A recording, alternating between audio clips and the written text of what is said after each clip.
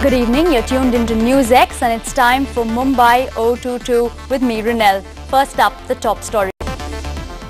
In a shocking incident, a teenage boy from Mumbai's Rizvi College was kidnapped and hammered to death. Initial investigations by police indicate his friends might be behind the gruesome crime.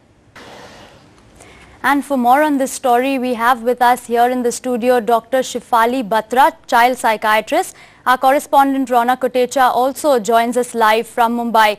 Alright, coming to you, Dr. Batra, recently we've seen so many serious crimes in which young children are the perpetrators. What would you attribute this to? Looking at the frequency with which things have been happening, we would think that the answer is very obvious, but again, you look at the faces of the children, they really look like they're innocent and they are children, but there are a lot of factors that go into bringing out aggression with such ease.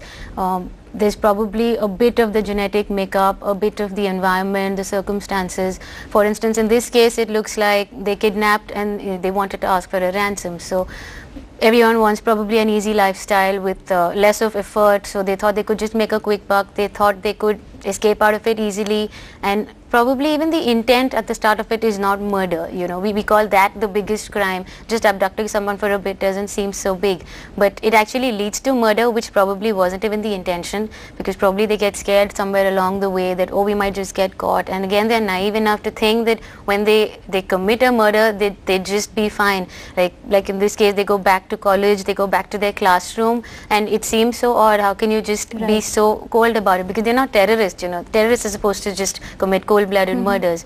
So these kids are scared, but they're still trying to just cover up in a lot of ways. They're probably very insecure inside, because someone who's very secure within himself firstly would not stoop down so low, and you know, they're doing something wrong, they know it's wrong, but probably sometimes it's even out of their control because they can't fight the circumstance. Alright, let's just go back to our correspondent. Exact truth. Alright, Dr. Batra, given that the fact that, you know, these boys, like you said, they went to college, you know, post the crime, would you say that there would be an absence of remorse in this case?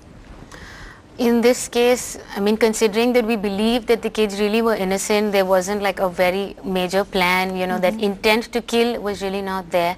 But probably at that moment after they've committed the crime, maybe a sort of an emotional numbness sets in. And overall, these kids, again, are different from us. Probably we're morally more developed. Somewhere at some stage that moral development has probably been stagnated.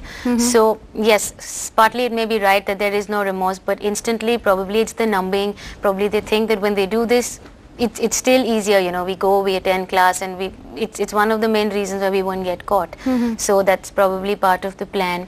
But I wouldn't think that there was no remorse or guilt, because when they're caught, they really come out with the gory details so easily, you know, so certainly they are guilty, they are scared, they are insecure. So we wouldn't say that there is no guilt.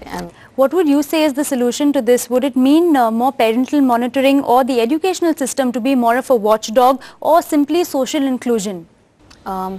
Actually, all three of your points are very correct, but you know, see, the watchdog thing won't really work, because if you have a criminal who's out there to do a crime, just because you keep a watch on him, the moment you don't have a watch, he'll still do it. But for some reason, somewhere, something wrong just comes in. And again, if you've seen these things, it's not just one person doing it, there's always a group. So there's like 20% negativity in, you know, 5 different people, and that 20% adds up to 100%. And then we have 5 not so bad minds together which cook up a plan. So even if one of them thinks no we shouldn't do it, the others are there to tell him. So it's a lot of peer pressure, you know. So we have peer pressure, we have family upbringing, we have a little bit of a genetic component also, you know, aggressive parents give birth to aggressive children.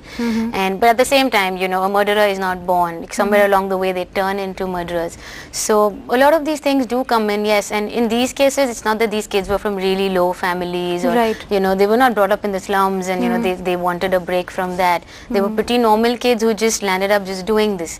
So everything together, I think it's a lot of moral education right from the start, good parenting, positive training. So basically several factors a lot of combined. Factors, yes, everything together. All right, thank you, Doctor, for joining us and coming on the show this evening. Thank